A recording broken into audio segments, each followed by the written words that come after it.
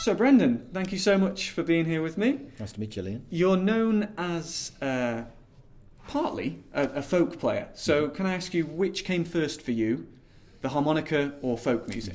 Well, probably folk music, because I didn't play anything until I was age 20. But I was brought up in New Zealand, but my grandfather was from Ireland.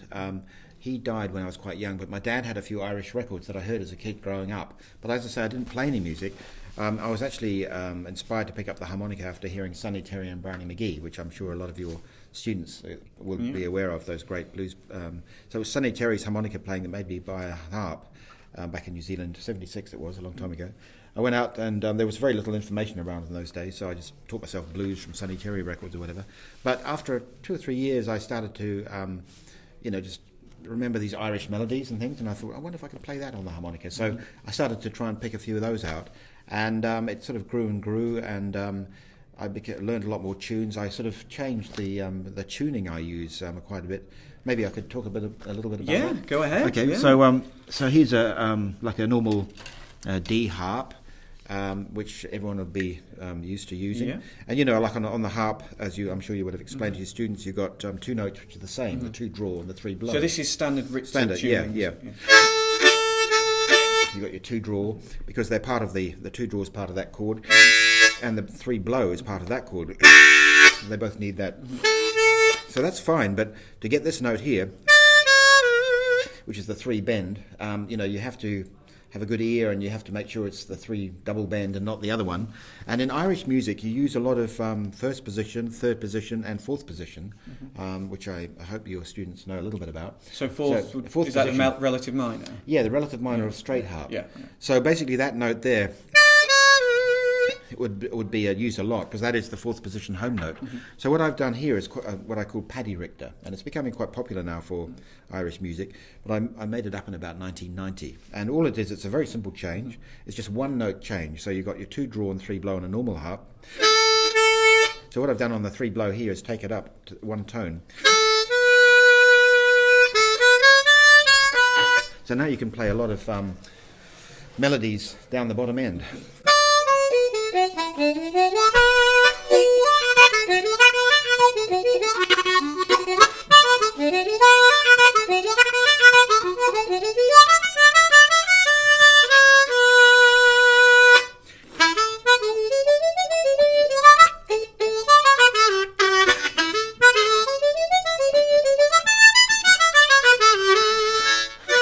So having that note built in, it means that you don't, in those fast tunes, you don't have to bend to get it. Yeah. So that's Patty Richter, and I use that a lot for Irish music.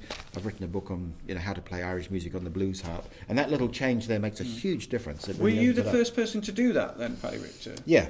I invented that. It's just a whimsical name I made up for it, because it's kind of Richter tuning with an Irish flavour. Because it's kind of spread, because quite a lot of my students say, "Oh, I've got a Patty Richter." Yeah. And so I didn't know that it was kind of your invention. Yeah, I know you've come up with loads of inventions. I didn't know that was one of yours. Yeah, it is. I first recorded with it on an album called New Irish Harmonica in 1994, and that's the first time it was ever used. So. I'll put a link to that then. Okay, cheers. Yeah. I know you were talking about Will Pound earlier, and he loves Patty Richter. He uses it. In fact, he buys Patty Richter harps from me. So he's a great player, Will. Fantastic. Yeah. He was sort of chatting about you two being sort of big names in the UK folk harmonica scene, if you like. Are there other people you'd recommend, harmonica or otherwise, in terms of the folk scene? Folk scene. It's a much smaller scene than the blues scene in terms of harmonica players. Will is obviously a big name in that scene. In the UK, we had a guy down here from Scotland who plays tremolo harmonica, Donald Black. He's at the Bristol Harmonica Festival, which is where we are while we're talking. And there's not that many. There was a guy called Will Atkinson from Northumbria who died recently. A lot of those kind of folk players are older players. There's not many young guys. Will is one of the few young guys who's playing folk. In Ireland, there's more people playing traditional Irish music on the harmonica. And I could mention the Murphy brothers, Mick Kinsella, Rick Epping. Those are sort of names that people might want to check out online. Yeah. Is there? How does the harmonica sort of go down in folk communities? Is it now accepted as a folk instrument? It's like anything. If you're good, it's accepted. If you're not good, it's not accepted. Because it's about the music. Yeah, it's like a fiddle player who can't play in tune or something. The fiddle is a very accepted folk instrument, but if it's not played well, play it well, and you'll be at respect. So the main thing is for harmonica players, don't go out there and try and join a session, or even jump. If you're playing blues, don't jump up with a blues band until you're really good, or you really think you're not going to disgrace yourself, because if you do, then the band will get they won't like it, and they'll think, oh God, all harmonica players are rubbish, and Because I made that mistake when I was just learning the harmonica. I went to a session and I'd learnt a jig or a reel or something. And I think I probably played it in the wrong key, and I think I played it too fast, and I probably played it very badly, and no one joined in, and it was mortifying. So, in terms of keys, what are the common keys for folk? Okay, well, basically, the keys you use are very much related to the keys. The fiddle is probably the dominant instrument, certainly in traditional Irish music and stuff, and so you play in fiddle-friendly keys, and the two main keys are G and D. But you also play in related modes, which we would call positions. Yeah. So, for instance, on your G harmonica, you're playing straight harp a lot, and I half valve my harmonicas. I invented that as well, half valving, and basically you can see inside there's little valves. It doesn't mean that the valves are half length. It means that half the reeds are valved. Okay. The low pitched reeds. So when you draw, you can still bend. Still with that bluesy sound, but the blow reed, when you blow, the valve closes over the draw reed slot, and you get a purer sound on the blow reed. Okay. Which means you can bend it a bit and put vibrato. So it makes straight harp, or first position, a lot more soulful.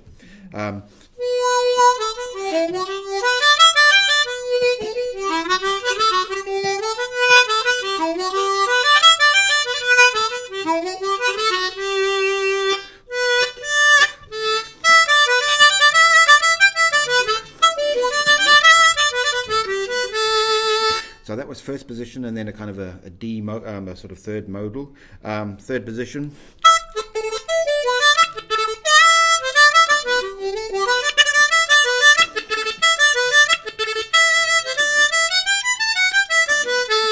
And then fourth position is used a lot as well.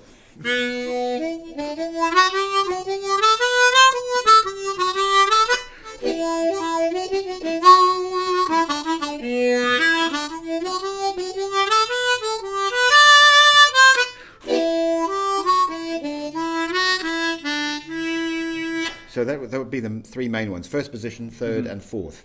Yeah. And as I say, if the harmonica is half valved, then you get a much more soulful sound on those more blow-based positions. I was going to ask you about your sound, because you've got quite a distinctive sound. I think that's great, because often on the harmonica, well, any instrument, it's difficult to have your own sound, but a lot of people tend to sound similar.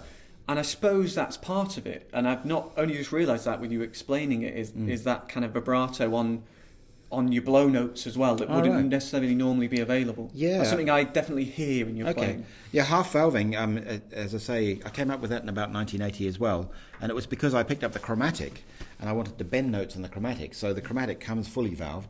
So I worked out if I pulled off half the valves, then I could bend a lot of the notes, but still have the blow notes giving expression. So basically then I transferred it onto my diatonics. But it does give you expression and soul on the blow notes as well as the draw notes, because as you know, on a normal harp, you can get that vibrato and bending on the draw, but not on the blows, whereas half valving does allow it. But the negative side is, if you want to get into overblowing, it stops you overblowing. Sure. It's kind of a swings and roundabouts kind of thing. Sure. So, Brendan, one great thing you do is come up with your own tunings for harmonica. Could you tell me about some of your creations? Okay. Well, maybe I'll talk about a couple that are more sort of blues-friendly ones. Sure. One of them is power draw tuning, and this is identical to a normal harp and holes 1 to 6, which is where most players like to play. It's kind of like you can play all your...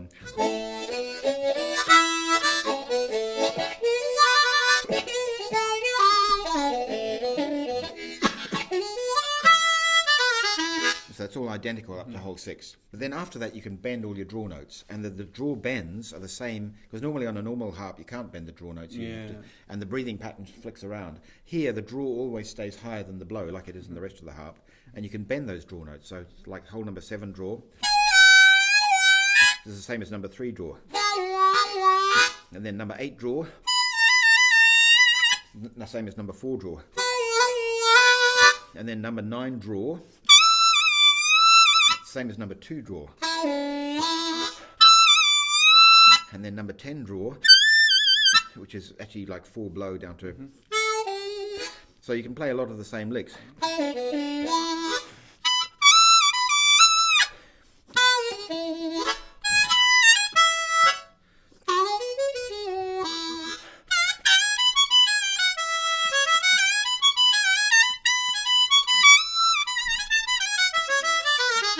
So it's a lot more kind of intuitive in a way, because the top end behaves like the rest of the harmonica. So if someone's watching and they're thinking, oh, I'm not so good at the top end stuff, this would help with that in terms of the expressive capabilities of the instrument up at the top. It means you don't have to relearn your breathing patterns and learn a lot of difficult stuff, and so it is a lot. I think it's easier for a beginner in many ways to get used to power draw than it would be on a normal harp. Sure. If you're interested in this, I've got some power draw harmonicas on my website, and also Seidel makes a power draw as well. Okay. So that's power draw, and then if you want to get more extreme, this is the one I prefer myself. It's called power bender, and this has got more notes that are changed. So like on a normal harp, you go up to 6 blow, which is a blow note, or 6 blow, it's the same as 2 draw. It's a blow note. On my power bender, that becomes a draw, just like 2 draw, which you can bend.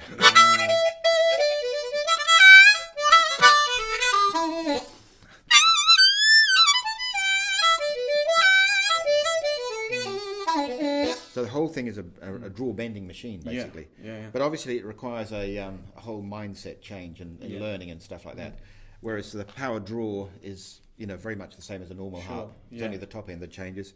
Power bender, it changes from hole number 5 onwards, and so it is a much more of a commitment to learning it, because it's quite different. Personally, I like it the best, but it's not for everybody. That's great for that the 6 draw there, octave up from the 2 draw, because I'll often play a 3/6 octave just because the 6 blow on a stand Richter harp is almost disappointing in its expressive capabilities, whereas there you're playing that nicely, and were you playing it with a little bit of the 5 draw to get that kind of dirty sound as well?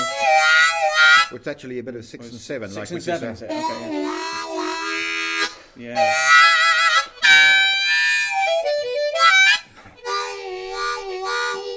You can play the similar sounds, Fantastic. So I find it, and also it gives you more chromatic abilities. For instance, you can play more jazzy things, like say Sweet Georgia Brown or something, because you can bend the 6 draw down a semitone or a tone, and then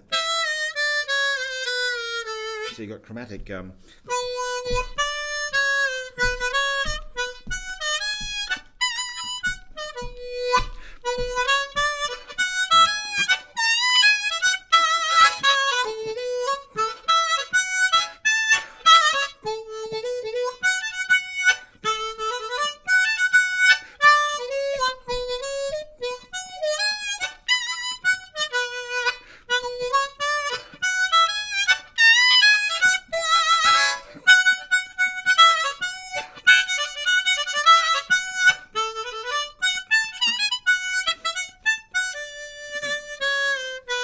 So you can play out of key a little bit easier than on a normal one, without any overblowing or anything like that. Sure. Yeah. So you mentioned the different mindset of some of these tunings. How do you manage to switch? Because you seem to pick these up and I could play this one, that one, That's a good question. I get asked that quite a lot. I mean, there's maybe 2 or 3 tunings where I'm really comfortable to improvise and I can get around. Power bender is one. But other ones I almost learn tunes on that tuning. I've got some really weird ones, like for instance this one here is a bizarre tuning. This is it looks like a chromatic harmonica, but it's actually an all draw bending harmonica. Okay. There's no blow notes. Nothing at all. Okay. But the draw notes can really bend a long way. So you can play sort of like it's Chinese music.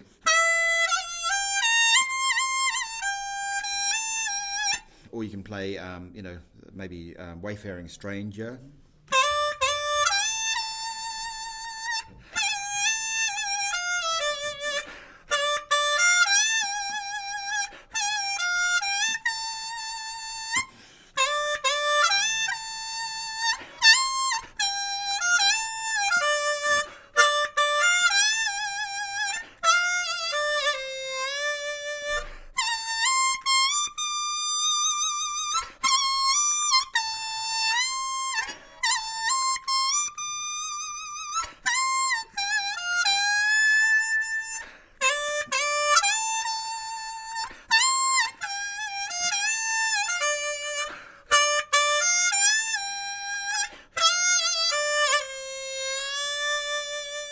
So it's basically an all bending harmonica. All the draw notes bend, but there's no blow notes. Yeah. So that's a really weird one.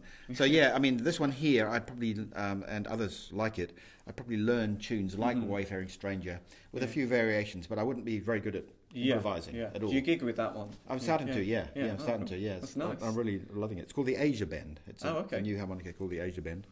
And I've got, for instance, these ones, I play chromatic as well as diatonic. This is one I use for Irish music, which I call a slide diatonic. So basically, instead of the note going up a semitone as it does on a chromatic, this one, the slider notes go up to the next note of the home scale. So it's got nice, pretty sort of decorations for Irish music.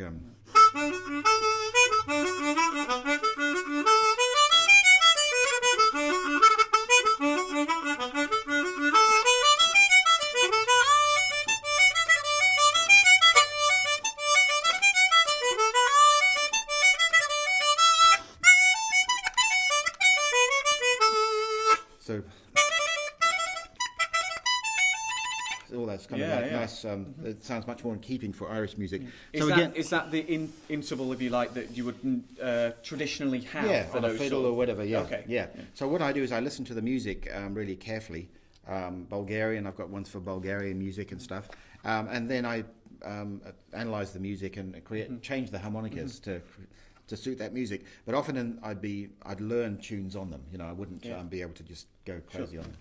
So, I imagine you kind of have to work them out in terms of harmonica, placing them on harmonica yourself, because I imagine there aren't a lot of traditional Bulgarian harmonica players, are there? Or are there? There's a few, but not many. No. Yeah. So you're kind of listening to other instruments sometimes. I am, and just absolutely. taking it from that. Listening to the Bulgarian instruments or the Chinese. I was listening to the instrument called the erhu, which is the Chinese kind of two-string fiddle. Okay. And it does these beautiful sweeping notes, which you try to copy. Oh wow!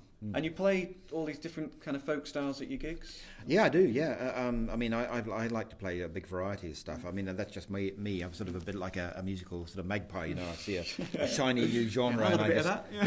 Django and Bulgarian, Chinese, Irish blues. I love blues. Yeah. And